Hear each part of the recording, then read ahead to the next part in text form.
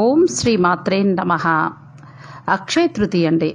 అక్షయ తృతీయ అంటే చాలా పవిత్రమైన రోజుగా చెప్పబడుతోంది. అక్షయ తృతీయ రోజున ఈ పనులన్నీ చేశారే అనుకోండి, పట్టిందల్లా బంగారమే అవుతుంది. అక్షయ తృతీయ రోజున కొన్ని దానాలు చేస్తే ఎంతో మంచిదని మన శాస్త్రాలు కూడా చెప్తున్నాయి. కొన్ని దానాలు చేయటం వల్ల పట్టిందల్లా బంగారమే అవుతుంది. సిరి సంపదలకు ఏమాత్రం లోటు ఉండదట. వైశాఖ శుద్ధ తృతీయ రోజునే అక్షయ తృతీయ అని అంటారు. అక్షయము అంటే క్షయము లేకుండా ఉండాలి అని అర్థం. ఈ రోజున కొన్ని దానాలు చేశామనుకోండి, ఆ ఫలితం పుణ్యం కూడా అక్షయంగానే ఉంటుంది. అంటే ఎంత ఖర్చు పెట్టినా సిరి సంపదలు ఇంకా వస్తూనే ఉంటాయి అని చెప్తారు. మరి ఈ రోజున ఎలాంటి పనులు చేయాలి అనేది తెలుసుకుందాం. ఈ రోజున గంగానదిలో స్నానం చేస్తే చాలా మంచిది. అయితే మనకు అలా కుదరదు కాబట్టి కనీసం మనం స్నానం చేసేటప్పుడు 3 సార్లు గంగా గంగా గంగా అని పలికి నమస్కరించుకొని స్నానం చేయాలి. అదేవిధంగా ఈ రోజున పెరుగన్నం, విసనకర్ర, చెప్పులు, గొడుగు, చల్లని నీరున్న మట్టి కుండను ఇటువంటివి దానం చేయాలి.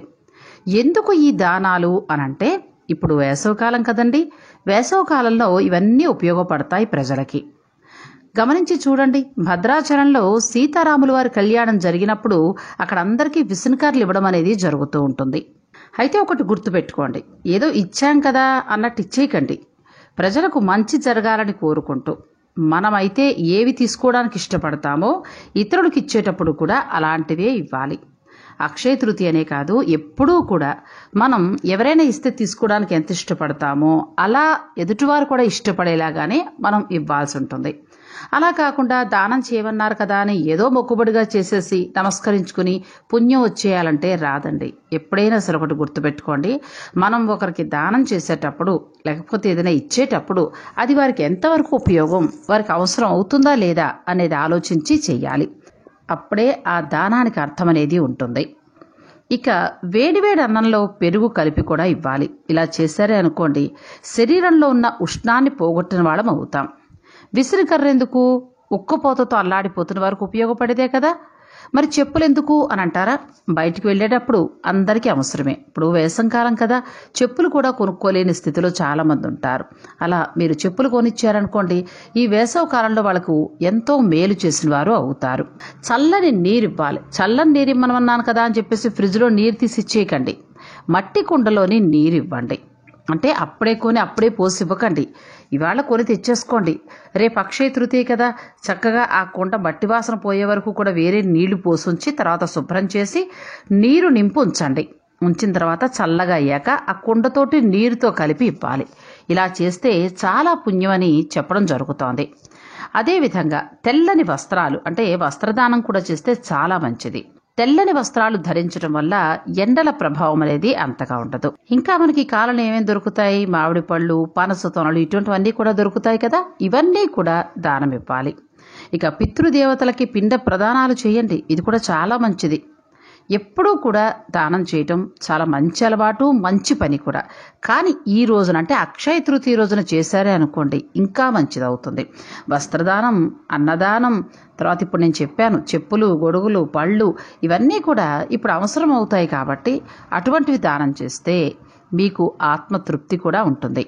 ముఖ్యంగా ఆర్థిక స్థితి మెరుగ్గా ఉన్న వారికి ఇవ్వకుండా లేని వారికి ఇవ్వండి. ఇలా చేస్తే మాత్రం మీకు ఎంతో ఆత్మ సంతృప్తి లభిస్తుంది. కొంతమంది ఏం చేస్తారంటే దానాలు నచ్చిన వారికి ఇస్తూ ఉంటారు, కాకపోతే తెలిసిన బంధువుల వాళ్ళకి ఇస్తూ ఉంటారు. అట్లా కాదు, ఎవరైతే ఇబ్బందులు పడుతూ ఉంటారో అటువంటి వారికి ఇవ్వండి.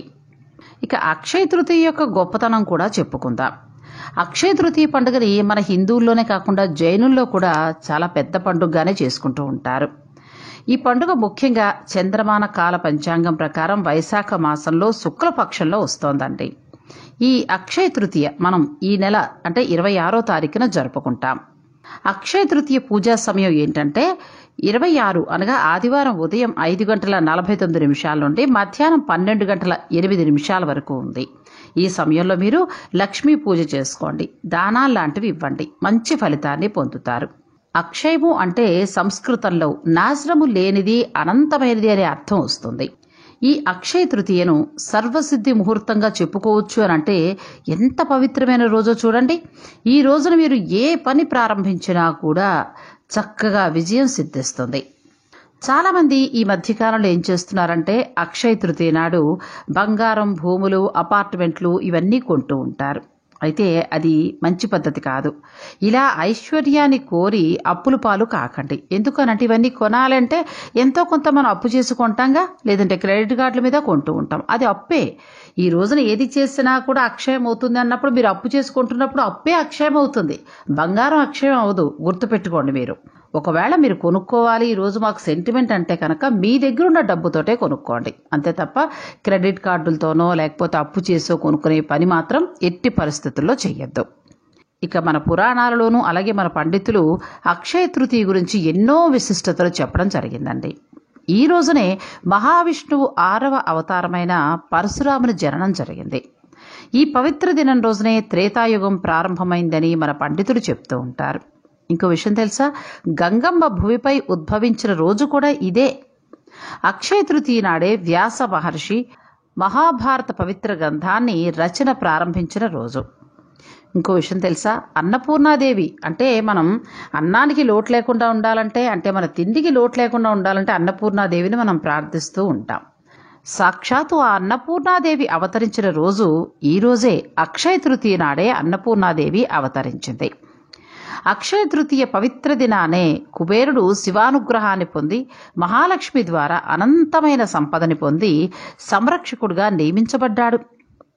శ్రీకృష్ణుడు ద్రౌపదిని దుశ్శాసనం నుండి కాపాడిన రోజు కూడా ఇదే. అంతేకాదు, శ్రీకృష్ణుడు తన బాల్యమిత్రుడైన కుచేరుడు తెచ్చిన అటుకులను ఆరగించి అతనికి అపారమైన సంపదను అనుగ్రహించిన రోజు కూడా ఇదే. సూర్య భగవానుడు అజ్ఞాతవాసంలో ఉన్న పాండవులకు అక్షయ పాత్రను ఈ రోజే ఇచ్చాడట. ఆది శంకరాచార్యులు వారు ఒక పేద వృద్ధ జంట లబ్ధి కోసం సృష్టిలో తొలిసారిగా కనకధారాస్తవం స్తుతించిన రోజు. ఈ పవిత్ర రోజునే దివ్యక్షేత్రమైన బద్రీనాథ్ ఆలయ ద్వారాలు 4 నెలల దర్శన విరామం తరువాత మళ్లీ మనకి పునర్దర్శనార్థమై తెరుచుకోబడతాయి. ఇక ఏటిగేడు ఒడిశా పూరి రథయాత్ర గురించి మనకు తెలుసు కదండి, ఎంత వైభవంగా జరుగుతుందో. మరి రథయాత్ర సంబరాల కోసం నిర్మించే రథ నిర్మాణం కూడా ఈ రోజే ప్రారంభిస్తారు. ఇక మన ఆంధ్రప్రదేశ్లో ఉన్న సింహాచల దివ్యక్షేత్రంలో సింహాద్రప్పన్న నిజరూప దర్శనం మీరు ఈరోజే చూడొచ్చు. ఈ ఒక్క రోజునే ఆ స్వామి దర్శనం మనకి లభిస్తుంది. చందనోత్సవం ప్రారంభమైన రోజుగా కూడా చెప్తారు. బృందావనంలో బంకే బిహరీ ఆలయంలో శ్రీకృష్ణుని పాదాల్ని దర్శించుకునే అవకాశం ఈ అక్షయ తృతీయ ఒక్కరోజు మాత్రమే మీకు దక్కుతుంది. ఇవాళ ఒక్కరోజే మనం బృందావనంలో ఉన్న శ్రీకృష్ణుని పాదాలను దర్శించుకోగలం. అలాగే ఈ ఒక్కరోజే సింహాద్రి అప్పన్న దర్శనాన్ని చేసుకోగలం. మరి అటువంటి పవిత్రమైన రోజున మనం బంగారం కోసమని, విలువైన వస్తువుల కోసమని చెప్పి సమయం వృధా చేసుకుంటూ బజార్ల చుట్టూ తిరగడం ఎంతవరకు సమంజసం?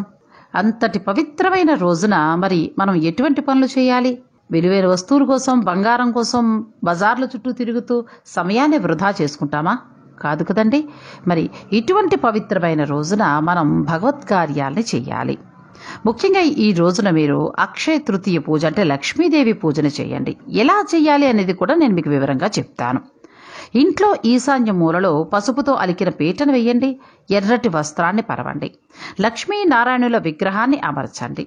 లక్ష్మీదేవి విగ్రహం నారాయణుని ఎడమ పక్క ఉండేటట్టుగా అమర్చండి. కొంతమంది లక్ష్మీ కుబేరుల పూజ కూడా చేస్తూ ఉంటారు. కాబట్టి ఈ సందర్భంలో కుబేరునికి కుడి పక్కన లక్ష్మీదేవిని పెట్టి పూజించండి. కుబేరుడు సర్వదేవతలకు కోశాధికారిగా కీర్తింపబడ్డారు. వెండి దీపాలు లేదా ఇతర లోహపు దీపాలు, ప్రమిదలలో మీ ఇష్టం, అది మీ శక్తానుసారం మీరు ఎలా అమర్చుకుంటే అలా అమర్చుకోండి.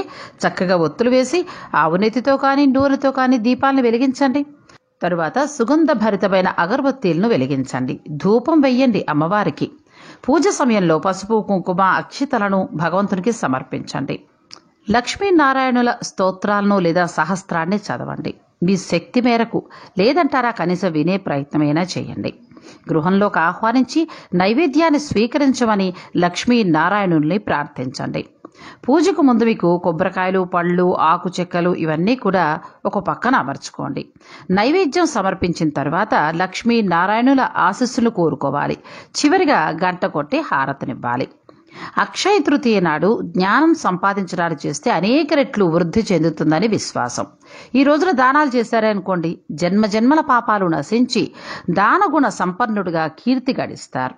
ఈ రోజున శంఖాన్ని ఇంటికి తీసుకొచ్చారనుకోండి, ఎంతో మంచిది. ప్రతిరోజు పూజ ముగిసిన తర్వాత శంఖం పూరించాలట. ఇక ఈ రోజున పాదరసంతో చేసిన లక్ష్మీదేవి విగ్రహాన్ని పూజించారే అనుకోండి, చాలా మంచి జరుగుతుంది. ఇక రోజు పూజిస్తే చాలా మంచి ఫలితాలు దక్కుతాయి. లక్ష్మీ అనుగ్రహం మీకు పుష్కలంగా ఉంటుంది. ఈ రోజున లక్ష్మీదేవి పూజ చేసి ఆమె అనుగ్రహాన్ని పొందితే అప్పులు చేసి బంగారం కొనుక్కోవాల్సిన అవసరమే రాదు. అందుచేత ఈ రోజున లక్ష్మీదేవిని ధ్యానించండి. బంగారం ఇంకో రోజైనా కొనుక్కోవచ్చు. గవ్వల్ని కూడా ఈ రోజు ఇంటికి తీసుకొచ్చి పూజించారే అనుకోండి, విశేషమైన ఫలితాలు దక్కుతాయి. గవ్వలకు లక్ష్మీదేవి దృష్టిని ఆకర్షించగల శక్తి ఉంది. అందుచేత వీటిని పసుపు కుంకుమలతో పూజించండి. అలాగే లక్ష్మీనారాయణలు కూడా పూజించండి. బంగారం వంటి వస్తువులు కొనడం ద్వారా సంపద వృద్ధి చెందుతుందని చాలా మంది నమ్మకం.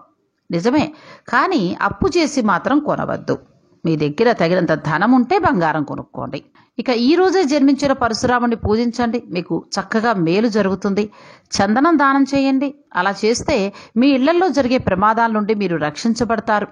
మీ పిల్లలు చదువుల్లో మంచి విజయం సాధించి చక్కటి చదువు రావాలి అనుకోండి, ఈరోజు మజ్జిగ దానం చేయండి, చాలా మంచి జరుగుతుంది. పిల్లలు చక్కగా చదువుకుంటారు. నూతన వస్త్రాలు లేదా పాత వస్త్రాలైనా సరే పేదలకు దానం చేయండి. ఇలా చేశారనుకోండి, మీకు మీ కుటుంబ సభ్యులకి ఆయుర ఆరోగ్యాలు చేకూరుతాయి. ఇక మూగ జీవాలకు ఆహారం కూడా వేయండి. ఈ రోజున ముఖ్యంగా గోమాతకు నమస్కరించండి. గోమాతకు పశుగ్రాసాన్ని సమర్పించండి. ఈ రోజున ఏ కొత్త పనైనా ప్రారంభించండి, మీకు అద్భుతమైన ఫలితాలు దక్కుతాయి. ఇక మీ వ్యాపార స్థలంలోనూ అలాగే మీ వ్యాపార కార్యాలయాల్లోనూ ఆఫీసుల్లో కూడా మీరు చాలా చక్కగా అలంకరించుకొని ధూపం వేసి లక్ష్మీదేవి పటానికి నమస్కరించి ఆమెకు మంచి పూలమాలతో అలంకరించండి. ఇలా మంచి మంచి కార్యక్రమాలను అలాగే మనకి తృప్తినిచ్చే కార్యక్రమాలను చేస్తే కనుక లక్ష్మీదేవి అనుగ్రహం పుష్కలంగా ఉంటుంది. లక్ష్మీదేవి అనుగ్రహం వస్తే అప్పు చేసి కొనవలసిన అవసరం అనేదే మన జీవితంలో రాదు.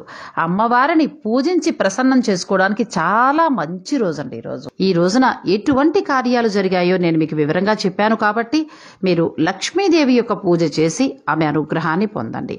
ముఖ్యంగా కనకధార స్తోత్రాన్ని ఈ రోజే ఆది శంకరాచార్యుల వారు మనకు చెప్పడం అనేది జరిగింది.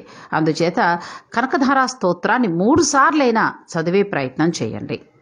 లక్ష్మీ అనుగ్రహం తప్పకుండా కలుగుతుంది. ఈ వీడియో మీకు నచ్చితే లైక్ చేయండి, షేర్ చేయండి. మరింత భక్తి సమాచారం కోసం మా ఛానల్ని సబ్స్క్రైబ్ చేయండి.